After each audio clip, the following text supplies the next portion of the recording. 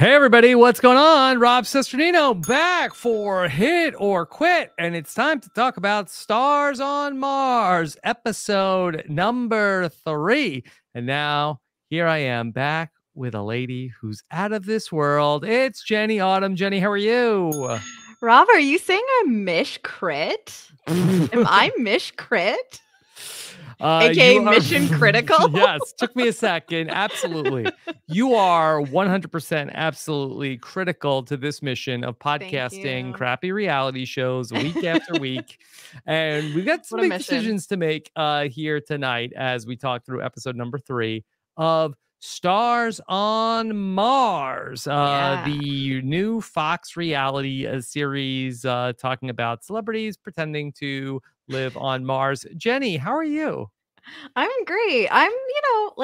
Life is busy right now, but I'm happy. I'm in good spirits. And part of that is because I am enjoying the show that we're talking about right now. Like, the thing is, like, I always look forward to talking to you. Like, I always look forward to the podcast. But there are some times where, like, we've been watching a show that I'm like, it kind of takes a little bit. We've been doing the podcast equivalent of shoveling 96 cups of human sewage. Exactly. It was very relatable. Relatable.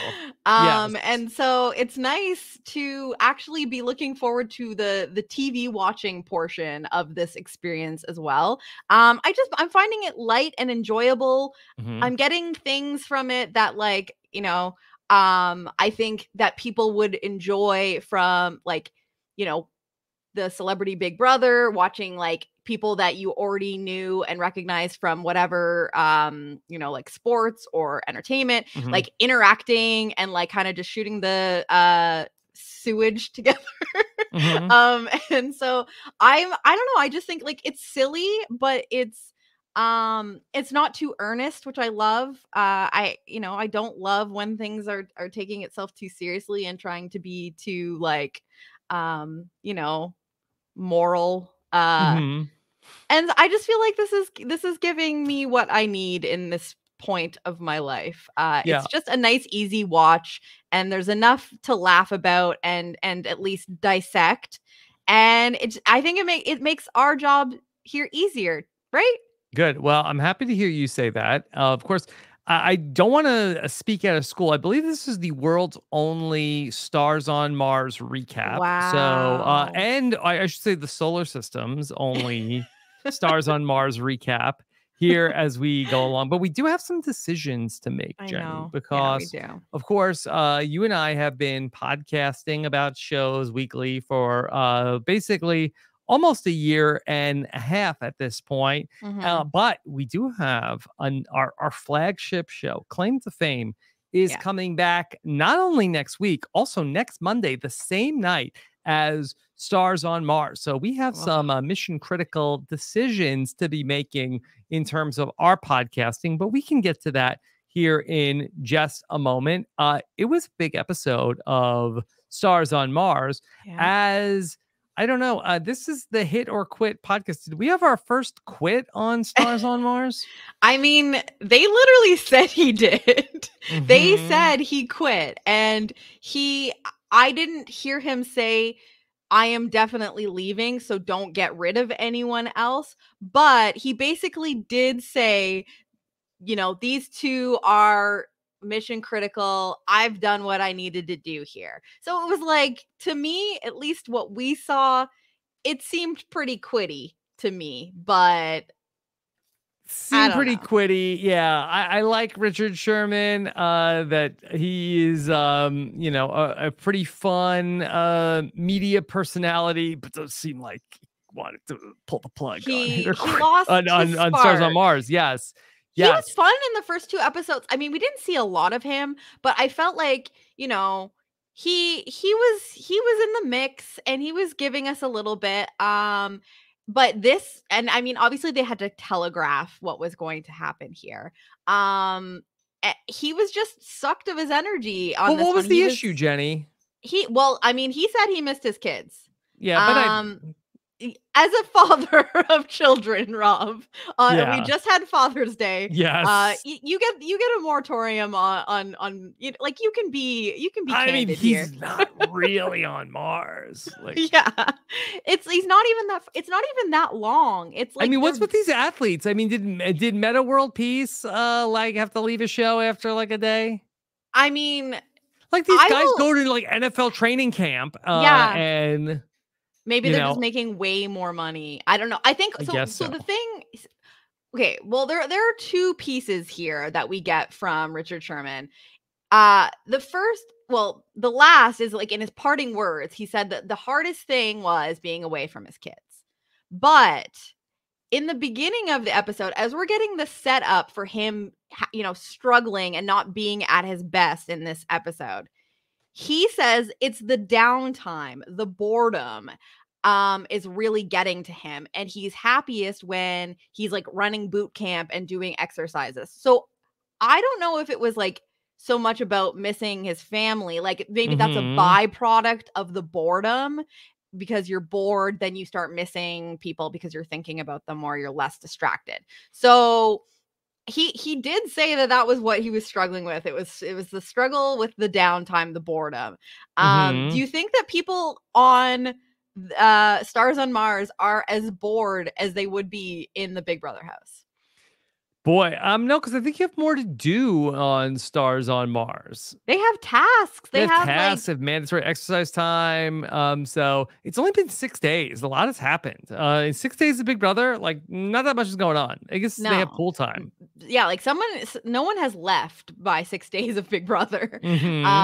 So yeah, I don't know.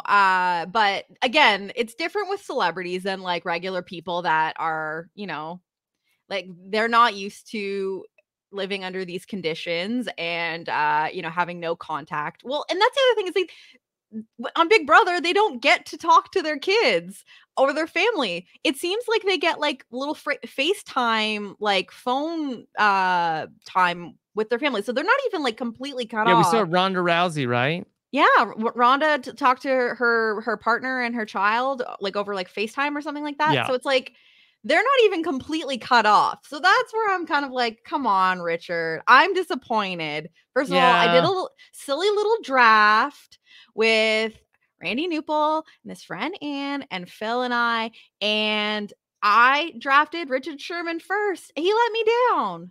He was over it. He was over it. He was over it. I will say, the situation we ended up with facing at the end of this episode, I think that I'm happiest with this outcome. But I'm mostly just disappointed that we lost Fun Richard and he completely gave us nothing in this episode and he said, I'm out.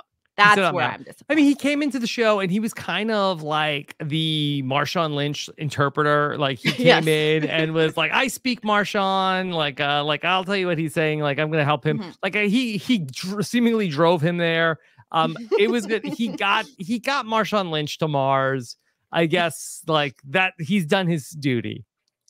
Well, and this is the question now is like, with him as the, Marshawn whisperer, like, are we going to get extra off the wall Marshawn now? Like, is he without Richard there to kind of rein him in sometimes? Are we going to get extra wacky Marshawn? Like, or could Marshawn check out? Well, this is what we got warned basically by Ronda Rousey in this episode where she basically, and we get the setup that these three are very tight. And she basically says, one of Marshawn or Richard goes, the other's going close behind, and then I'm going close behind, which I don't know if she was saying that, like, I don't know if she was trying to make it sound like you're going to get rid of the next person and then I'm going to get rid of, like, be gotten rid of next. Or if she was literally saying what the other one will quit and then I will probably quit as well. No, like, I don't like that. Jenny, I feel like that this was sort of like the beginning of like the strategy era of Stars on Mars. Yeah, where there's some talk about the social game. And it did seem like we got early on in the episode that Rhonda and Marshawn and Richard Sherman seemed to have a kind of an alliance. And the other side of the house has noticed it. And so as much as Richard Sherman wanted to go home, I also think that it was a strategic decision to send Richard Sherman home and break up that. Basically, I think that Richard Sherman was the glue between, like, he was the mutual friend between Ronda Rousey and Marshawn Lynch. Yeah, that completely tracks, because we get a lot more of Ronda talking about how close, and Richard talking about how close he is with Ronda, and seeing them together, where I think like Marshawn is like floating around, socializing with other people a little bit more. And so you're saying that this could have been a weaken Ronda, because I've heard a lot of people say like Ronda's here for the long haul, like she's and also I do need to speak to how I addressed what I thought was going on with Ronda's social game last week, where I was like, I think she's isolating herself. I don't think she's getting along with people. I don't think she likes hanging out with people. And the show must have listened to me and said, okay, we need to show Jenny that Ronda is very popular in the house and is very socially liked and is having a great experience. But I still feel like we're like getting a lot of like, she's hanging out with these two. They're mostly just working out together. But we did get some confessionals from other people saying that Ronda is very well liked. So do you think that the Richard extraction, do you get extracted? Yeah, he got extracted. Not executed. He got extracted. Yeah. He was extracted. Do you think that was in part to weaken, I guess, both Ronda and Marshawn? But I think it's like more, because I think that that Ronda is more mentally tied to. Yeah, I think Richard. Ronda is a little bit more considered the threat than Marshawn, who is sort of just like out there. I don't think that he's really thought of as like a serious contender. He's there for a good time, not a long time. Yeah, and it seems like that the other group, it seems like certainly like Tinashe, seemingly Adam, seemingly Ariel, maybe Portia as well. It feels like that's the other side of the house. Yeah, I'm not clear. Like, I'm seeing like, little like trust clusters and like little pods of people that are like friends. But like, I'm still not super clear on like whether that's all one big group or like, if there's like subgroups of this, because there was like a few weird interactions where I'm like, is this person closer with this person or this person? I do enjoy that we're starting to get social dynamics that are beyond this person did the most work in the challenge. Like, I do enjoy that we are getting, and it sucks to lose Richard Sherman, but if it was ultimately a social move to advance the strategy of this game that we didn't know was a game that has no prize, can you win a game that has no outcome, like no prize? Is there a winner? Will there be a winner at the end of Stars on Mars? You get badges, but can you win Stars on Mars? I know there's no prize, but can you Brightest win? star in the galaxy, Rob. Put that on your Twitter bio. Okay. All right. Well, let's talk about what happens here in this episode. And from early on, we start to get the Richard Sherman is not having it. Richard Sherman thinks he might have space madness, Jenny. Yes.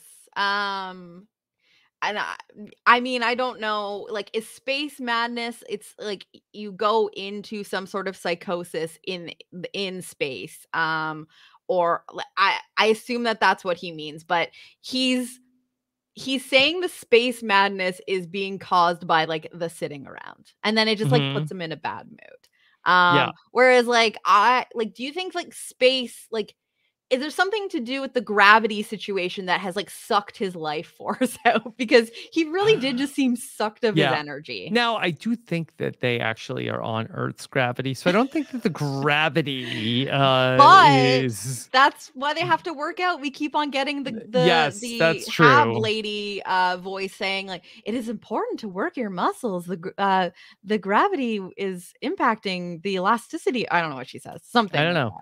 Yeah. Is it possible that Tallulah was like keeping Richard Sherman pumped up?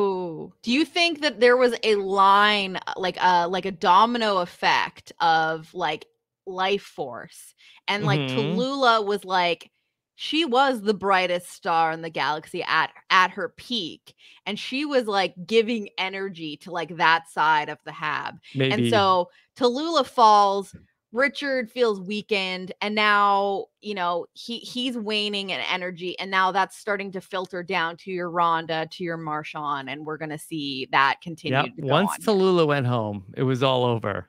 Who knew that that would be the one thing that set this in motion? Yeah.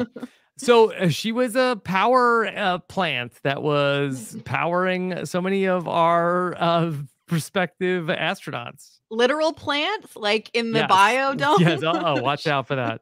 Not flammable. All right. I this was my favorite part, favorite thing from the episode, Jenny. So Portia is talking about how that she dreamed that there was a dog. She kept hearing a dog, and people are like, "Boy, Portia, what are you talking about? This is cuckoo bananas. You have space madness. What are you talking about that there's a dog? You are just like having vivid dreams." And then, sure enough, we get like a Boston Dynamics dog to run out. Now, was the dog barking from, like, what do you think? Was like, were they sort of like teasing that the dog was coming and it was barking and Portia could hear it? Or do you feel like that Portia dreamed about the dog and then they hurried and got the dog really quick? Because if get a Boston Dynamics dog down here now.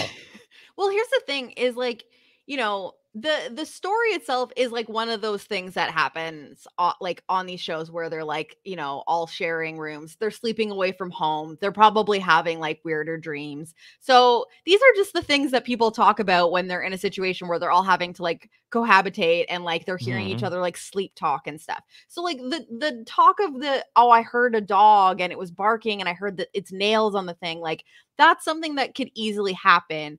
But would they be able to pick up on that and be like, this is going to be a great storyline? Let's get a robotic dog. No way they could get the dog there that quick. I think that they were like breadcrumbing Portia. Yeah. They basically were like setting her up. It was only in her pod where like the speaker in her own sleep pod was the only thing that had the ruff and whatever like nails on the floor that she heard. And they unleash this robotic dog the next morning into the hab. I love the dog. It was amazing. The dog barks and it goes arf arf arf arf. It has the energy of Richard Sherman when it comes to the bark. Arf arf.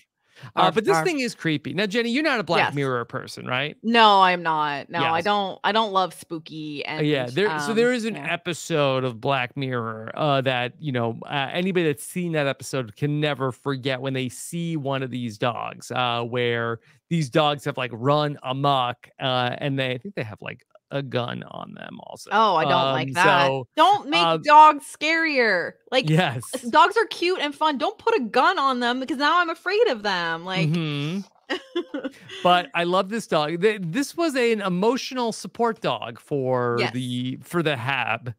Yeah, so this is their emotional support dog, and they're also they're supposed to take turns to look after it. So it's a new responsibility for them. But what do they have to look after? They had to walk the dog? They had to walk it? Why? I don't know. A lot of the tasks they do are just fake. Like, remember when they were taking blood pressure last week?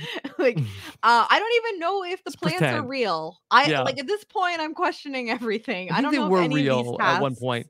Yeah. We did see the dog defecate metal at one point. Yes, that was very funny. So we had this, like, it was like after a commercial break or whatever. And I love that the show does this. Like, it just like inserts these like little scenes where it's like laughing at like, you know, just like having a little fun. And so we got like a return from commercial and like, you know, it's like a close up of like the little dog feet on like the Mars floor, and then it stops and squats, and then little bolts come dropping out. Like, it's an extreme close up, so it's just metal, but you know what's happening here. And then just like a pile of bolts come out of this robot dog. And Rob, this was like foreshadowing, wasn't it?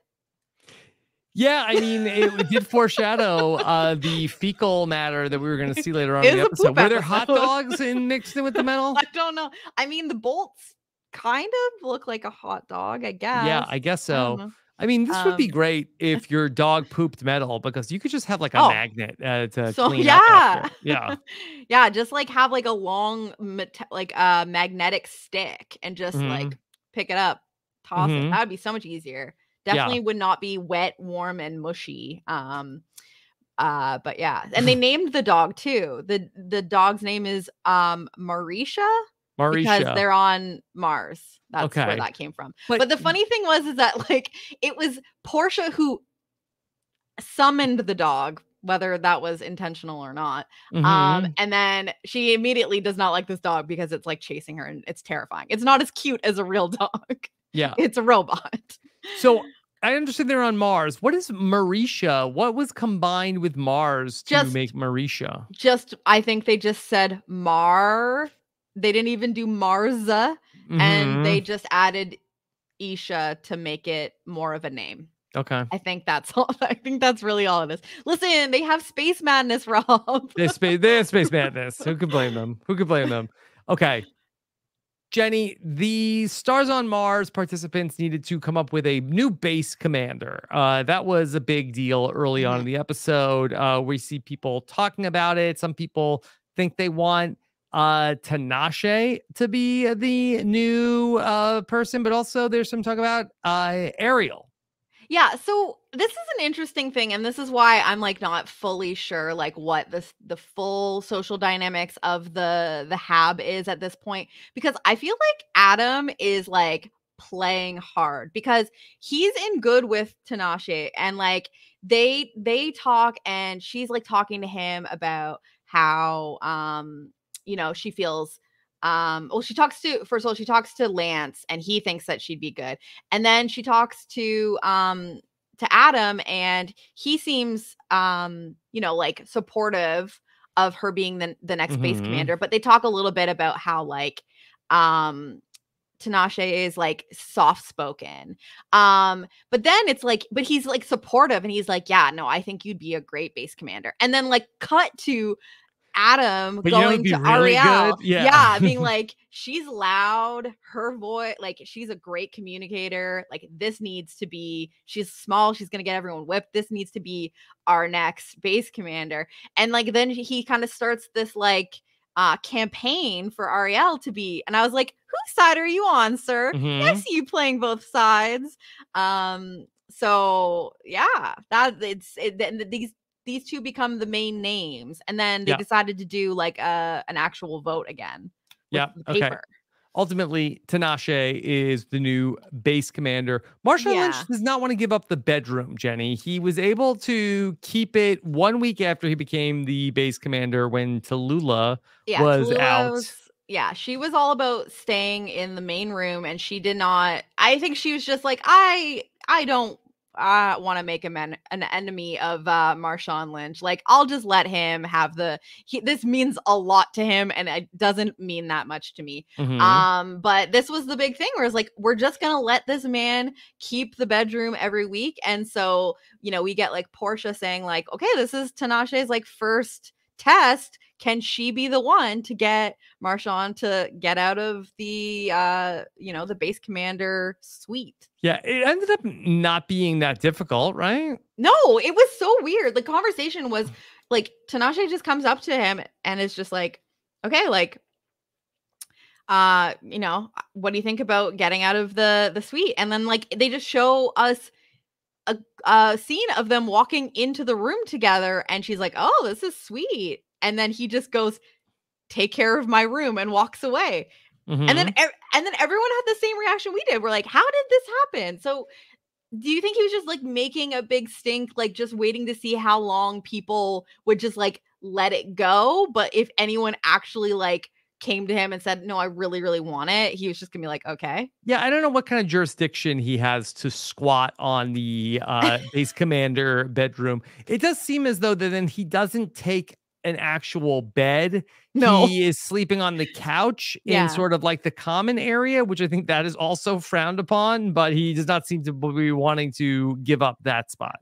I'm guessing he must just like privacy while sleeping, because I can't imagine those little couches he's sleeping on are like more comfortable than the little, because like, yes, they are like in a big common room, but they have like privacy, like but maybe he's like claustrophobic. Oh, maybe that's it. But you could have probably the thing open, but even you think even just being enclosed, even if he's also opening, like, I mean, he's big. I don't know. He's a bigger guy. Yeah. I don't know if like how tall he is, but I think he's probably like stout and wide.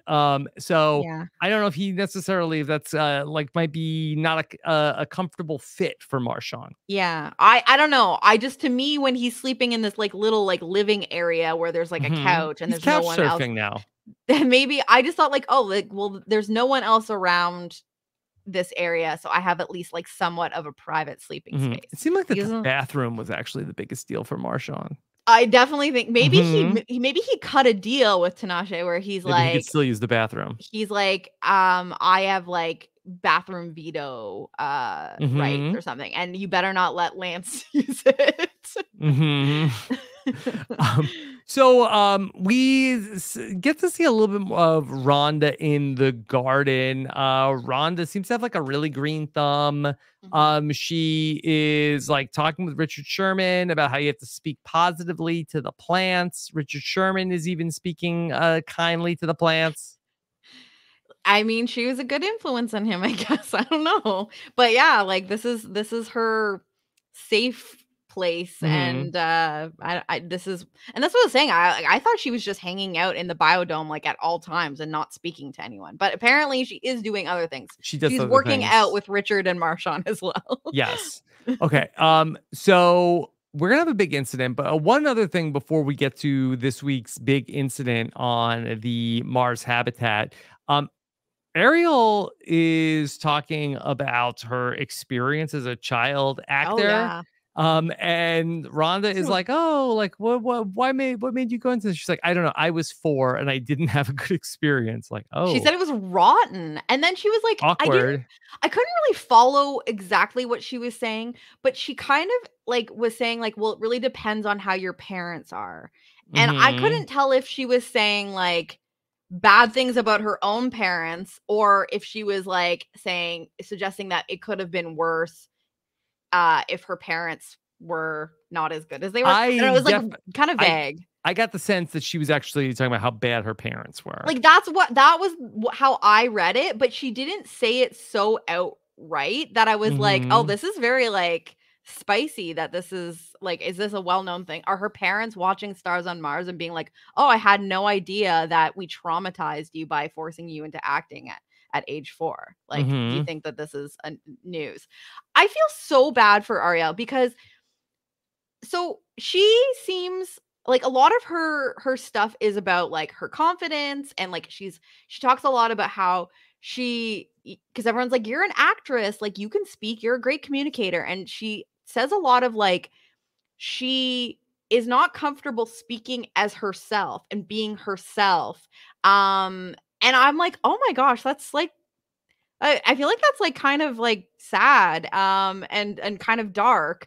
And then what really frustrated me about, her situation, and like it's very tricky because when you're someone that's like, kind of like talking outwardly about like your confidence and like maybe playing down like, your skills or whatever, like people are going to underestimate you. And like maybe that sometimes is great. But what drove me crazy, and I found it so relatable, was when they did the vote for base commander, and there was like this, kind of campaign for Ariel to be the base commander, and she talked about all of this stuff. And then ultimately it was Tinashe.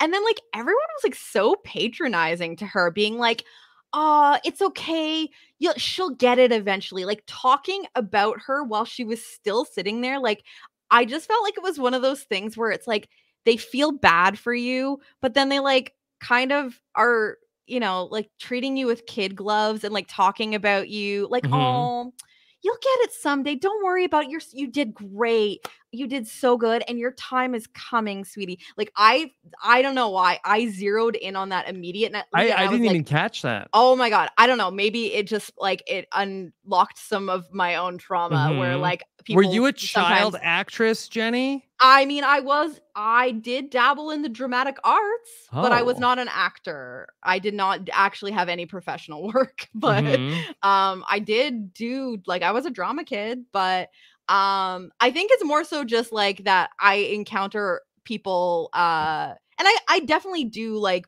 kind of play dumb sometimes. I'm underestimated in my life sometimes. And I find, especially because I'm a sensitive little baby, that sometimes you get the little kid glove and, oh, Jenny, you did so great. It's okay. And I'm like, well, don't talk to me like I'm a baby. And I just felt like that was what was happening there. And I'm like, that can't be good for her either.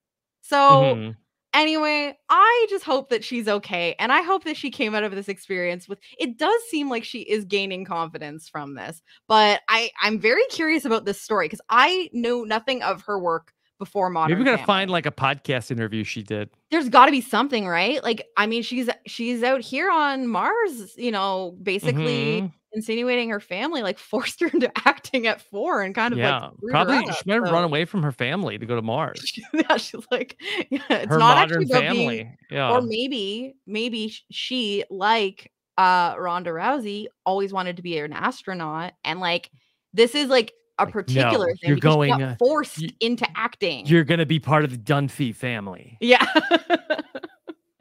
I want to go to Mars. No.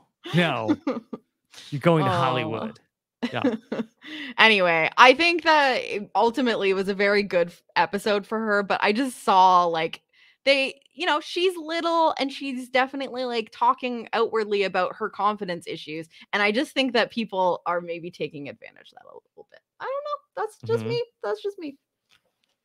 Jenny, we had a big disaster on the base this week. And not the dog pooping bolts. No. There was a big fire in the biodome. Now, I don't really know what went on fire in the biodome. Which of the plants went on fire? So they showed like some sort of electrical sparking, like from above. So maybe like the lights were like, that was what it was supposed to be, was like some sort of electrical fire took place. And because there was so much plant life in there that could catch like flame. A forest fire, sure. Yeah, it's literally a wildfire, like within the HAB. It's actually pretty close to home. Mars, they're just like us. They're just like us. And so as a fire, everybody evacuate, put your suit on. Like, this is not a good situation. Is the worst. Where it's like there's the HAB is on fire. Go out onto the surface of Mars where it's safer. Which like, of course this happens like right as they're going to sleep for the night. The fire alarm goes off. Like they plan this perfectly. Like when the fire alarm goes off, like, and you're sleeping, like I live in a condo building. There have been times where like the fire alarm will go off at like 5. It happened at 5 a.m. one time on Phil's birthday. And you're like, oh God, and you're like disoriented and you are trying to get out as quickly as possible and just put on whatever clothes you can.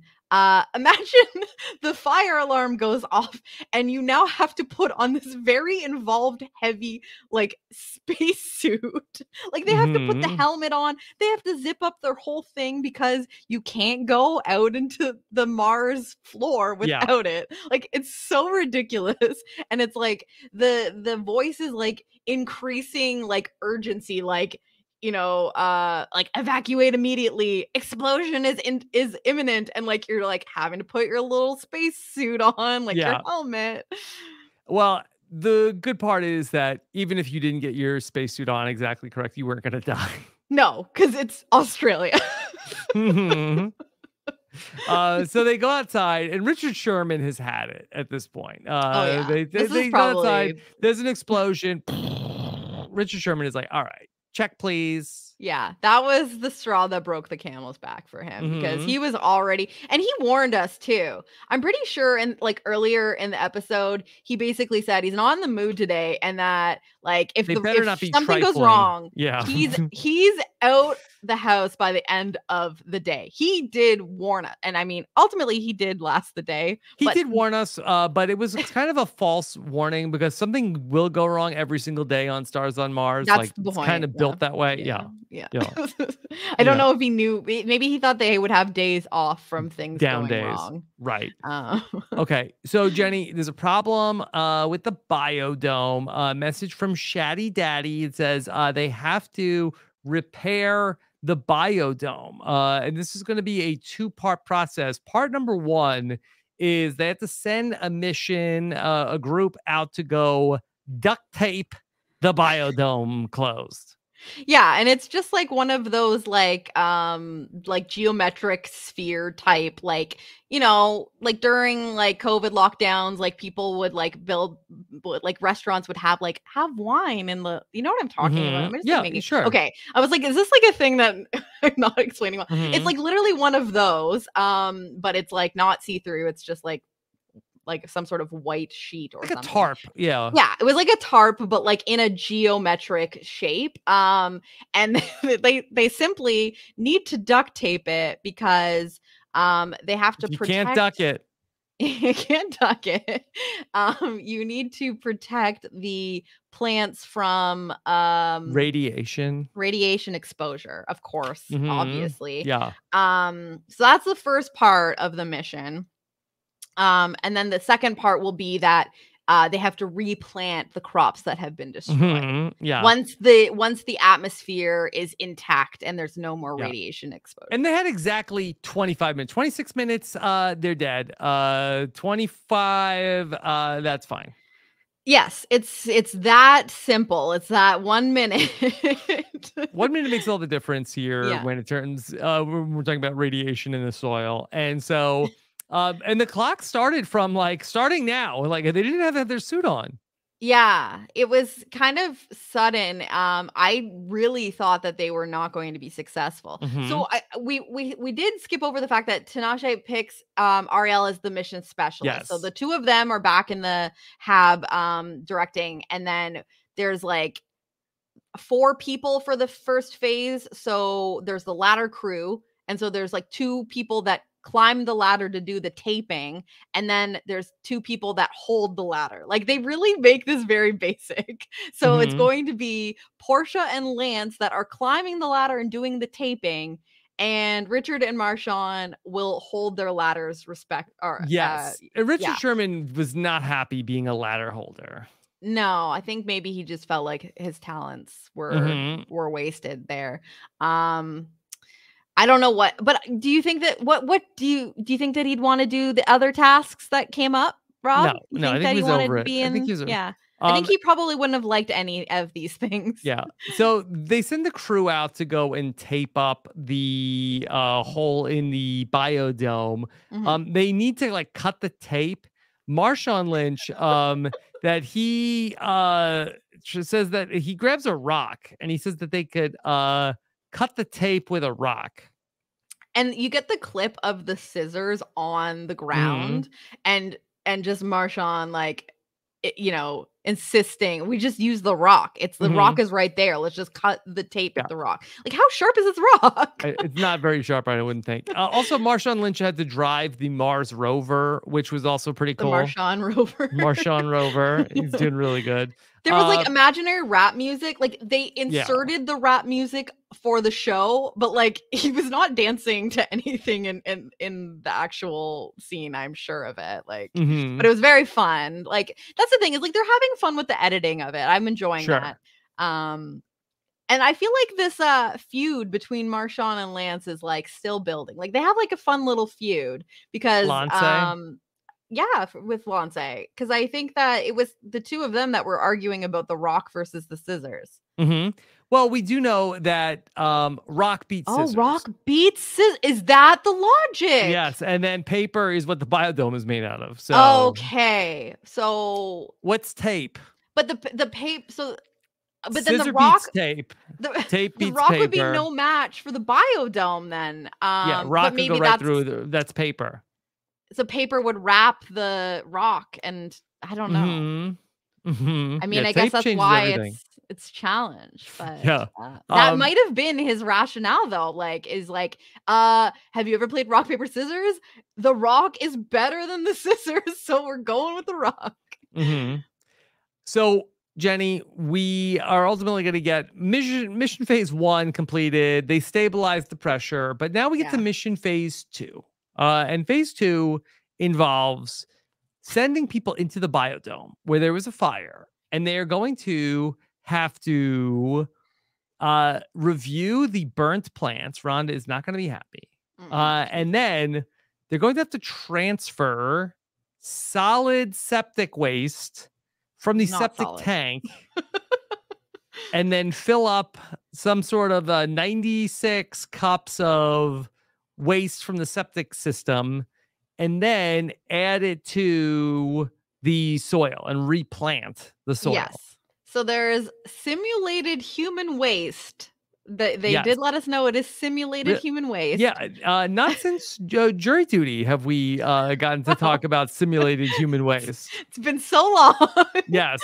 Too bad James Marsden wasn't there. Speaking of Stars on Mars, Stars on Marsden, that maybe he could have come in and like used the base commander bathroom and then had like a big bowel movement. And they could have used a Mars bar for, is that a thing in America? Okay. Yeah. Okay. I don't know. We have like chocolate bars that you guys don't have, and then like, I know. So I wasn't sure if Mars was a Canadian thing. But they could have literally had the Mars bar because it was literally like that was what it was in jury duty. It was like some sort of like Snickers or something. Disgusting. This was much more liquid. So the concept here is that there is a septic tank. They need 94 cups of this human waste to be transported over to be mixed with Martian soil. Okay. Now the first thing. Okay. First sign that this is fake. First, they've been there 5 days. No way there's 94 cups of waste in the septic tank. And not just like 94 cups of waste, like 94 cups of like diarrhea. And all they've eaten is corn. Yes. They've literally been living purely on corn. Do you think anybody who's listening didn't watch the episode and was like, wait, what now? What's happening? I think there's probably at least one person. Yeah, they had to go into the septic system and fish out 94 cups of waste. Yeah, liquid for fertilizer. Waste. And here's the thing, Rob. Like you said, this clearly fake. It's been 5 days. This is not real. They did like the show does tell us it's simulated human waste, but they did their best to make this super realistic. Very realistic. Apparently, this smells vile. Very bad. Yeah. And now all of this, I think, is like the writers of the show said, okay, well, we're going to send people to Mars. What are they going to do? And of course, the Matt Damon film, The Martian, famously, the only thing anybody remembers is that he had no food and he had to grow potatoes out of his own poop. You need and so the Stars on Mars said we are going to recapture the magic of The Martian. I'm sorry, that's just science, Rob. Okay. So they're just keeping it scientifically accurate that everyone on Mars at some point needs to grow potatoes. You need to recycle your own poop. Yes. Yeah. And you can only grow a potato in poop. Potatoes specifically thriving in that shit, Yeah. And so Rhonda goes to work. Also, I was a little appalled by the lack of gloves throughout most of this. I feel like that they could have. I would put my spacesuit back on. Yeah. I mean, does it slow you down at this point? Are you just separated from like how, I don't know. Like we see how you have a time limit here. They're given 30 minutes to complete this phase of the mission. Well, what was going to happen? Or what? We already sealed the biodome. We need these meaningless patches, Rob. We need our scouts patch. Yeah. Anyway, they're going to work. Rhonda is shoveling the poop. And in the meantime, Natasha has to work on taking care of the charred plants with Adam, but she can't stop gagging. Yeah. The smell of this septic waste is just killing her. And she, like, I will say everyone was gagging, but Natasha basically says, like, once she said it did smell like vomit and poop, which we've had this debate on this very podcast. What is worse? I think if you get both, that's definitely worse. If it smells like both vomit and poop, not a great time. And she said that once she starts gagging, she can't stop. And it seems to be true. Seems to be true. And I hated this because I'm one of those people, like, just the sound of someone gagging will kind of get me going in a bad way. And I was like, oh, and I couldn't even smell the smells they were smelling, but like the visual and watching her like audibly gag over and over again, I was like, oh, vile. Hated it.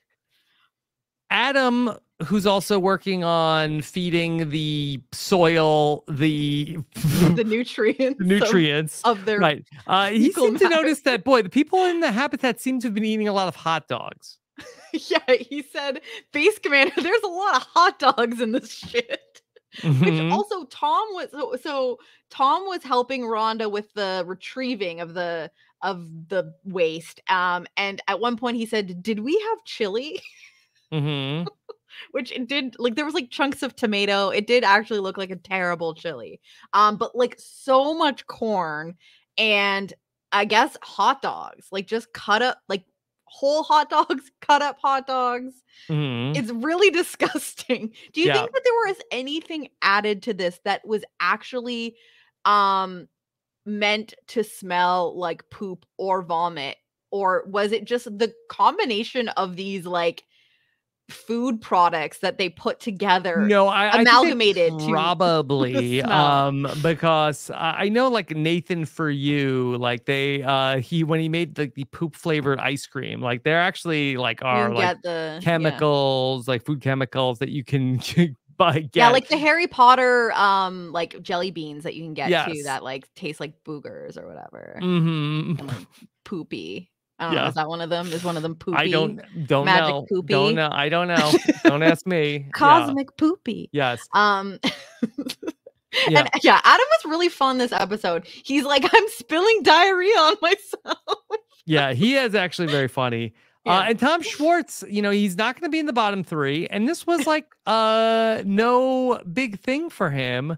Because I guess when you deal with pieces of ish all the time, like Tom Sandoval, this is nothing. He's used to it. All of a day's work. Work. I'm handling shit on the daily. Have you seen my friends? Yeah. Okay. That's great. Yeah. But he did say he said his role is Frank Shovel's shit.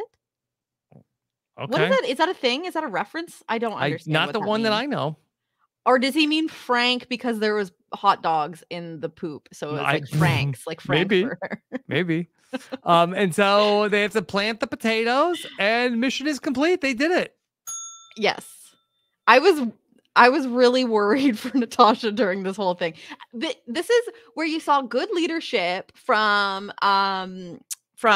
I think it was Ariel specifically, who at one point noticed that Natasha was basically vomiting and not contributing to the pouring of the fecal matter, and said, Natasha, you're not doing anything. How about you go cut these potatoes? We're going to need those eventually. So, like, it's a good job kind of like instead of just standing there gagging, like, let's shift you away from the poop and you can just cut some potatoes. Okay. And so the teams have to take out the trash. And then Shaddy Daddy comes in, and it's time to do the merit badge ceremony now, and it's an interesting like flip whether they complete the mission or not complete the mission. When they complete the mission, it's like, okay, now it's like the Bachelor of like who gets a badge, who is mission critical, and then it's sort of like a inversion when they lose the mission. Then it's like, all right, who are the people that were the least bad? The least bad, save them. Yeah. It's like, it's kind of the same process, but like just from a different vibe. And then also the piece where, the base commander is still there making the decisions. Whereas if they had failed the mission, the base commander leaves and is up for elimination. I feel like does the order that they decide who's mish crit, like, does that matter? I don't think it matters, but I think that they do. It's definitely like whoever their friends are. Does it mean something to? Yes. Like, are people like upset if they didn't get picked first when they thought that they I don't know. So Ariel and Tinashe, they go right to Rhonda. Although Rhonda is not really part of their group, so maybe it was who did the best. Yeah, I don't. Maybe it was like Rhonda was shoveling the most poop. So let's go ahead and keep her happy. I thought that it was between, cause just the way that like it was edited. I thought that it was going to be between Adam or Portia for the first badge, because like Portia was like she was the most mission critical on that portion of the mission where the taping, the important taping of the dome. And I mean, Rhonda was doing work, but Adam was like, Adam did his whole part by himself, where it was supposed to be him and Natasha. So and he had a great attitude. He was shoveling poop, pouring it onto Martian soil, having a great time. He was covered in hot dogs and corn and what have you, not even wearing gloves. But it was ultimately Rhonda that and then it almost just seems like they went to Jenny, the women first. Was this the recipe for the solid waste? Beef sauce. I made like a pasta with hot dogs, ground beef, and everything I found around the house. It's like a beef sauce. Oh, the noises. It honestly did look like JC's beef sauce. It has the hot dogs. We know that. The hot dogs. God. So all right, Rhonda got saved, then Portia got saved, then Lance got saved, and Adam got saved, and for once, Tom is mish crit. Wow, he did it. He is finally not one of the worst people. Finally. Congratulations, Tom. Finally. I will say many people confirmed what I felt about Tom Schwartz. We had lots of lovely listeners basically say, don't worry, Jenny. Tom Schwartz is as bad as you think. He doesn't deserve your grace. But since then, it does sound like he has publicly severed his ties friendship-wise with Sandoval. So I don't know. This is like he's trying to repair his image.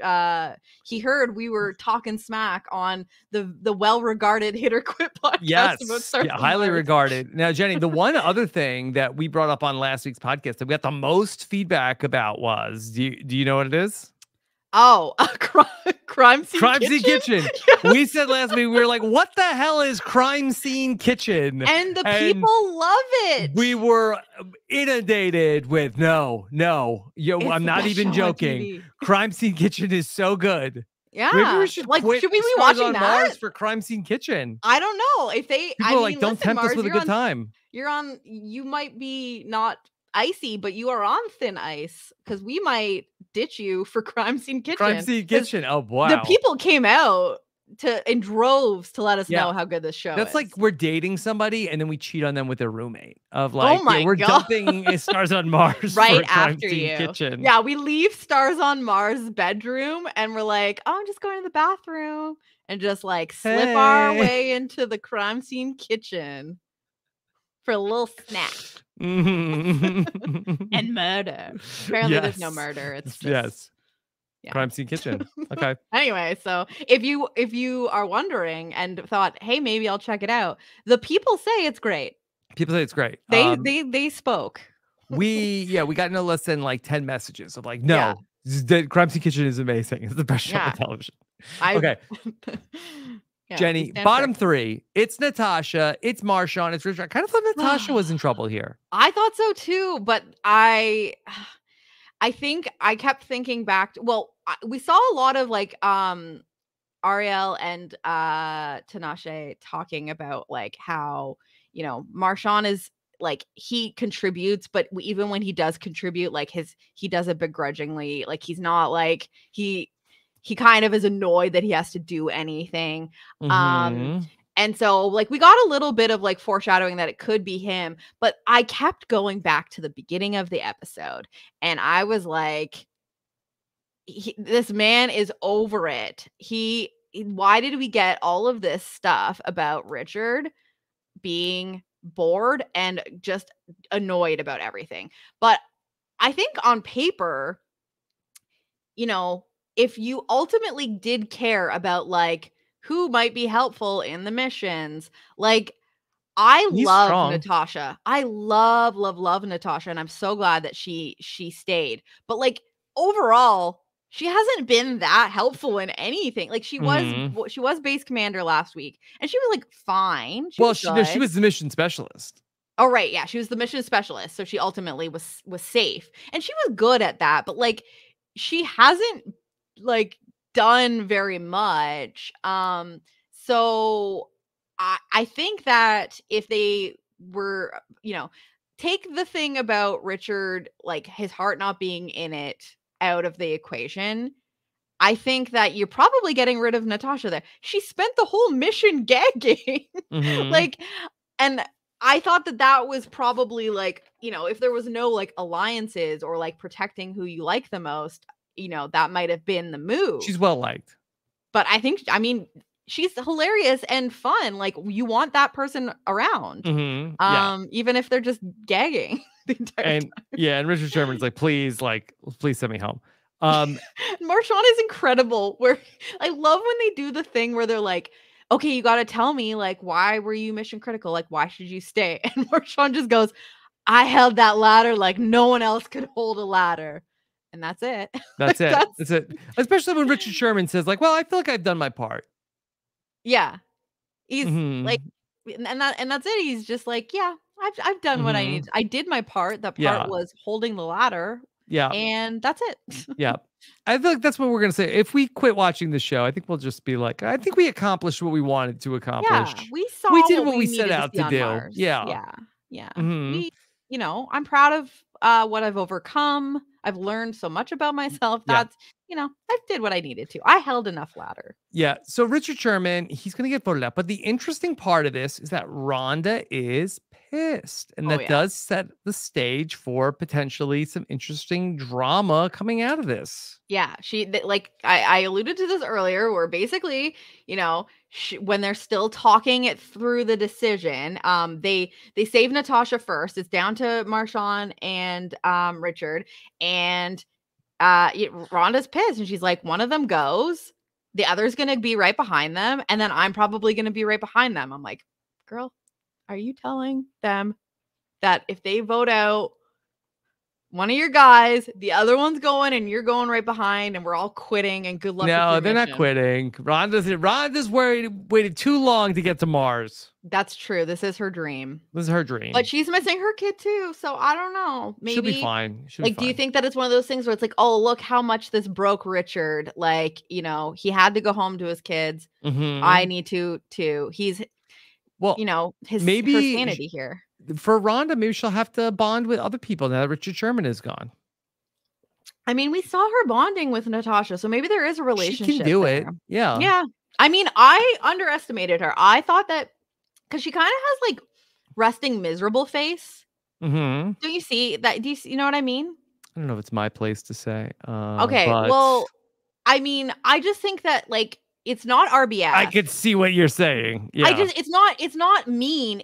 She just looks like sad almost. It's almost like a pained kind of expression on her face, where she's just like, you know, or she always just like smelled something bad. Maybe she constantly smelling the septic waste. Maybe she has like some sort of like trauma after that.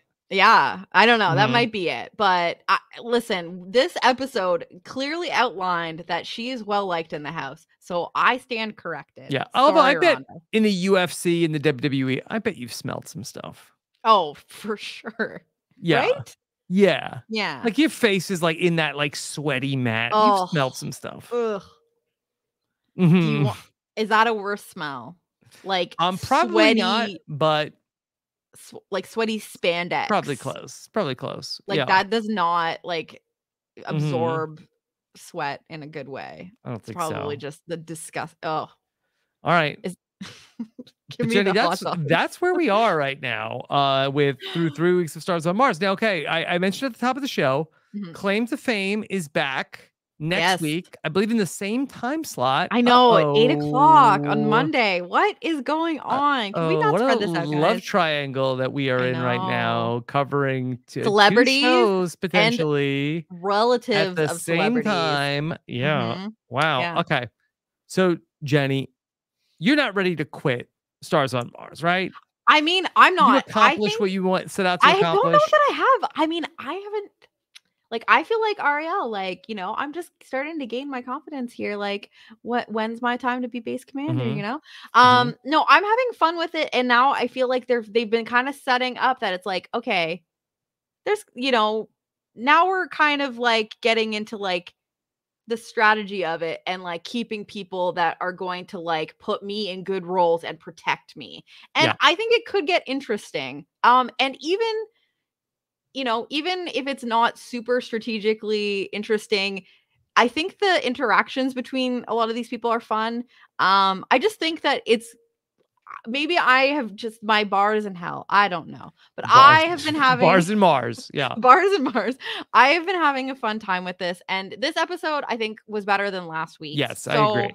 I'm at least interested in seeing what it still has in the tank. So Jenny, you don't want to quit Claim to Fame, right? Oh, I just before I even start, Rob. Come it sounds on. like we're podcasting 2 shows next week.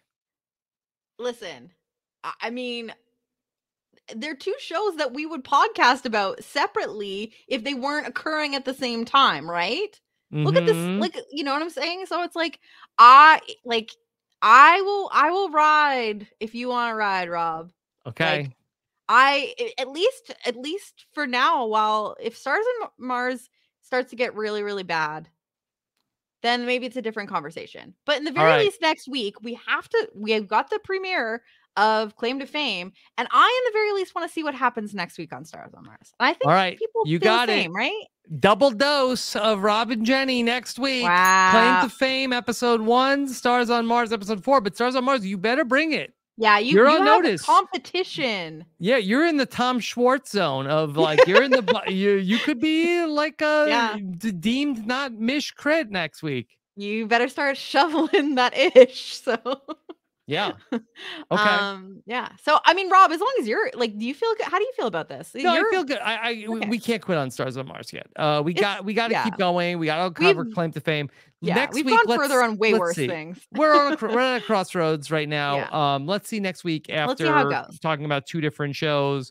If it's just if it's too much, if Stars on Mars isn't holding our attention. People don't get fatigue from me. No. 2 podcasts. No way. On it. Okay. No way. Get out of here. Well, if you do, please don't tell me. Okay. All right. Jenny, anything else about Stars on Mars that you want to discuss tonight? It's silly. It's fun. There's a little bit of strategy. It's well edited. It's like well put together.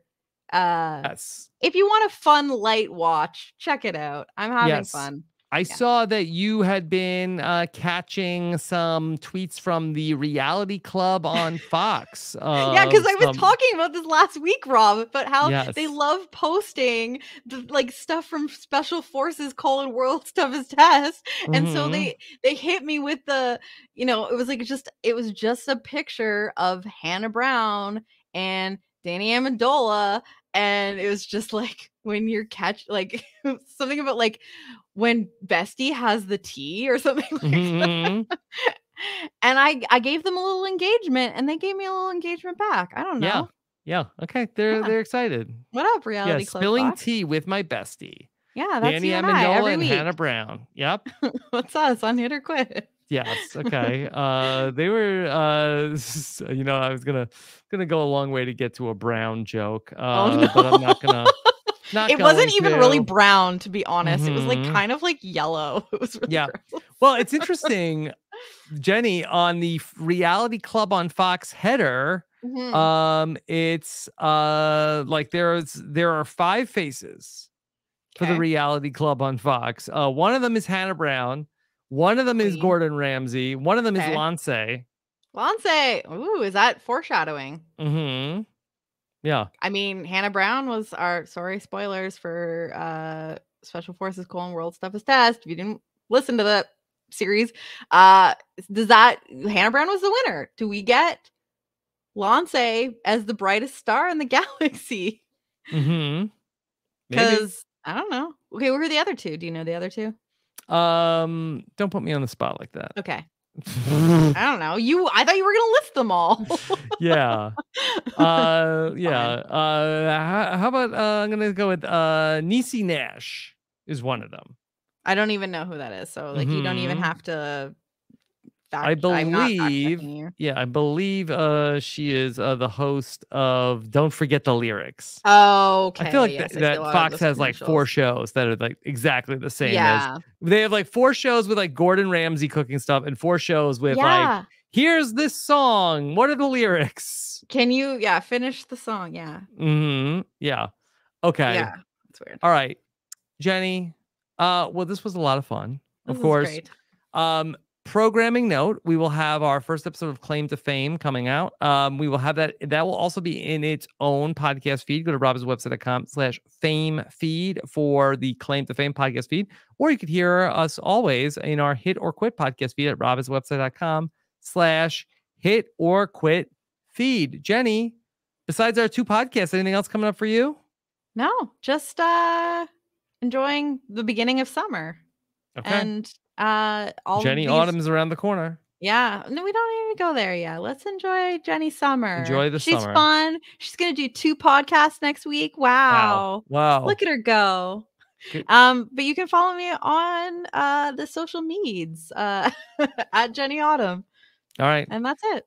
Jenny, great job here tonight talking about Stars on Mars. Join us for the return of Claim to Fame coming up next week as well. Thank you for listening. Take care, everybody. Have a good one. Bye.